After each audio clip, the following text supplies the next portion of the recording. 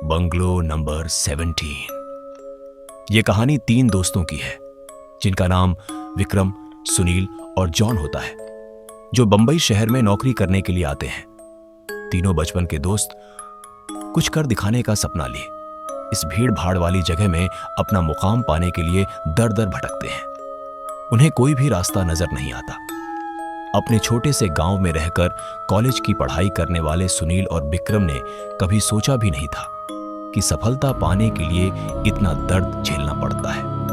वहीं जॉन अपने पापा के बिजनेस में पहले से ही संघर्ष कर चुका था, जिस वजह से उसे इन सब चीजों की आदत सी हो गई थी। जॉन अच्छे से जानता था कि सफलता इतनी आसानी से नहीं मिलेगी, क्योंकि उसने अपने पापा को दिन रात मेहनत करते हुए देखा था।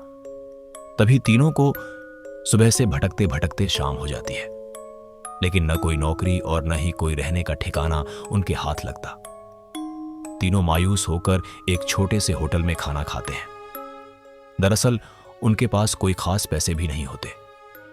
वह तो सिर्फ अपनी 1-2 दिन की व्यवस्था बनाकर निकले थे। उन्हें लगा था कि आते ही उनके साथ कोई चमत्कार होगा और उनको नौकरी मिल जाएगी। तीनों एक बिल्डिंग के पास पहुंच जाते हैं। कुछ देर बाद सभी बिल्डिंग के गेट के पास बैठ जाते हैं। 1-2 घंटा बैठे हुए गुजर जाते हैं। तभी बिल्डिंग के चौकीदार की नजर उन पर पड़ती है और वह जोर की आवाज में उन्हें डांटते हुए कहता है, कौन हो तुम लोग? यहां क्यों बैठे हो? तीनों अजनबी शहर में किसी को पहचानते नहीं और न ही उनका कोई ठिकाना है। तीनों अपनी जगह पर जल्दी खड़े हो जाते हैं और अपनी बात चौकीदार को बताते हैं। चौकीदार को तीनों की हालत देखकर उन पर तरस आता है। उसे एहसास होता है कि कुछ सालों पहले ऐसे ही वह काम मांगने आया था। तब किसी ने उसे सहारा दिया था और आज कम से कम वह इतने बड़े शहर में छोटे से काम के साथ जीवन यापन कर पा रहा है। जॉन उन तीनों में थोड़ा समझदार होता है। वह चौकीदार से कहीं रहने के जुगाड़ की बात कहता है, क्योंकि उसे पता है कि अभी उनकी हालत किराया देने की नहीं है, तो उन्हें कोई किराया से कमरा क्यों देगा। तभी चौकीदार अपने एक दोस्त से फोन पर बात करता है, जो वहीं से कुछ ही दूर बंगला नंबर 17 में साफ सफाई का काम करता है। चौकीदार अपने दोस्त को सारी बात बताता है। तभी उसका दोस्त कहता है कि मेरे साहब तो अपने परिवार के साथ 2 महीनों के लिए बाहर गए हैं, तब तक मैं रहने का इंतजाम कर सकता हूं। यह बात सुनकर तीनों दोस्त बहुत खुश हो जाते हैं और वह जल्दी से चौकीदार से कहते हैं कि आप हमें बता दीजिए, हम उनके पास कैसे पहुंच सकते हैं। चौकीदार कहता है कि वह बंगला थोड़ा दूर है, रात को वहां कोई टैक्सी ऑटो भी नहीं मिलेगा।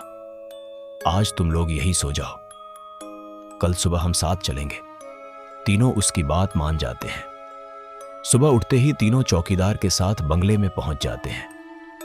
बंगले की खूबसूरती देखकर तीनों दोस्त हक्का बक्का रह जाते हैं।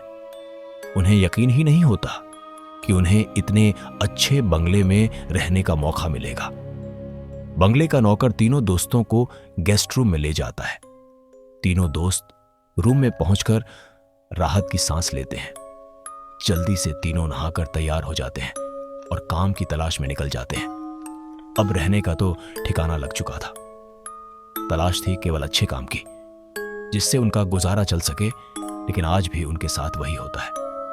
सुबह से शाम हो जाती है, लेकिन तीनों हताश होकर वापस अपने स्थान आ जाते हैं।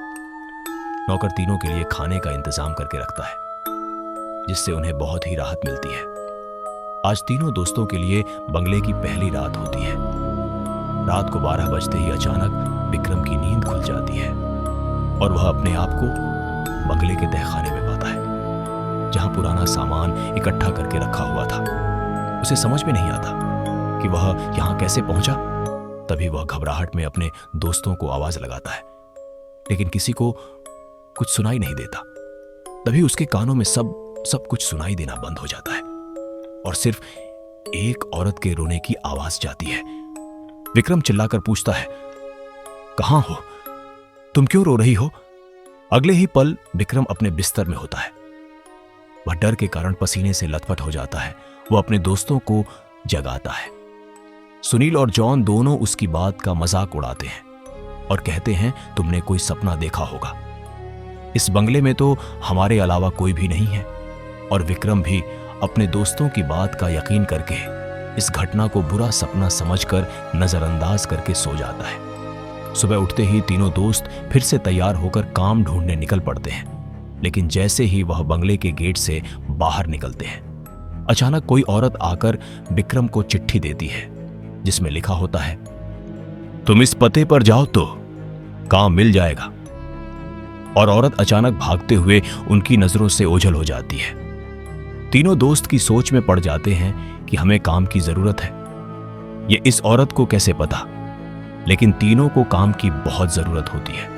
उन्हें लगता है कि भगवान ने उनकी मदद करने के लिए किसी को भेजा होगा और तीनों उसी दिशा में आगे निकल जाते हैं जहां का पता उस कागज में लिखा होता है।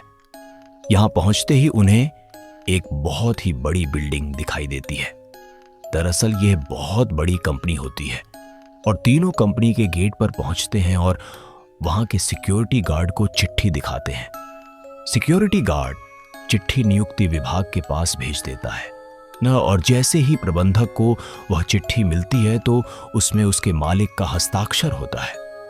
वह उन तीनों से पूछता है, आप हमारे मालिक को कैसे जानते हैं? तभी विक्रम जवाब देते हुए कहता है, मैं तुम्हारे बॉस का दोस्त हूं। अब प्रबंधक के पास इनको काम न देने के अलावा कोई विकल्प नहीं होता। इस कंपनी के मालिक का हस्ताक्षर जो उस चिट्ठी पर मौजूद था। कंपनी के मालिक 7 दिनों की ट्रिप पर विदेशी कंपनियों के दौरे में थे और उस बीच उनसे कोई संपर्क नहीं था। इसलिए प्रबंधक ने उन तीनों को काम पर रख लिया और अपने साथ उन्हें काम की जगह दिखाने ले गया। लेकिन विक्रम अचानक ही दूसरे रास्ते की तरफ मुड़ जाता है और वह सीधे बॉस के चैम्बर के सामने पहुंचता है और दरवाजे के ताले को पासवर्ड से खोल देता है। कंपनी का प्रबंधक यह देखकर के आश्चर्यचकित रह जाता है। उसे यकीन ही नहीं होता कि जो पासवर्ड केवल कंपनी के मालिक को पता है, वह इसे कैसे पता चला। अब प्रबंधक उसे कोई खास आदमी समझने लगता है। उसे पूरा यकीन हो जाता है कि हो ना हो यह व्यक्ति बॉस ने ही भेजा है और वह उसे बिना रुके हुए अंदर जाने की इजाजत दे देता है। जॉन और सुनील यह सब देखकर समझ नहीं पाते कि विक्रम को यह सब कैसे पता। तभी अचानक विक्रम सभी को बॉस के चेंबर से बाहर जाने को कहता है और चेंबर का दरवाजा बंद कर देता है।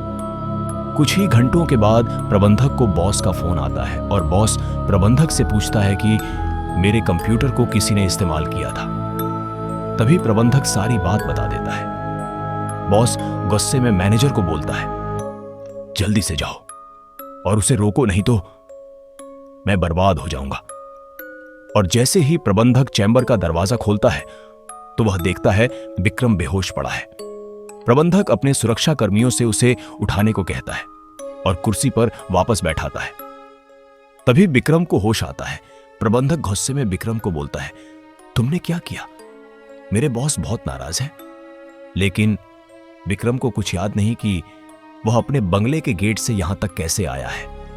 दरअसल वह बंगला पहले उसी बॉस का होता है और बॉस ने बंगले को अपने ऑफिस की एक लड़की के लिए खरीदा था और कभी कभी साथ रहता था, जो कि उसके कंपनी में काम करती थी। बॉस पहले से ही शादीशुदा था और यह बात अच्छे से जानता था कि एक ना एक दिन वह लड़की उसके लिए खतरा बन सकती है। इसलिए वह उसकी निजी अश्लील वीडियो रिकॉर्ड कर लेता है और जब एक दिन लड़की को यह बात पता चलती है तो दोनों में खींचातानी करते हुए लड़की के सर में चोट लग जाती है और वह दम तोड़ देती है।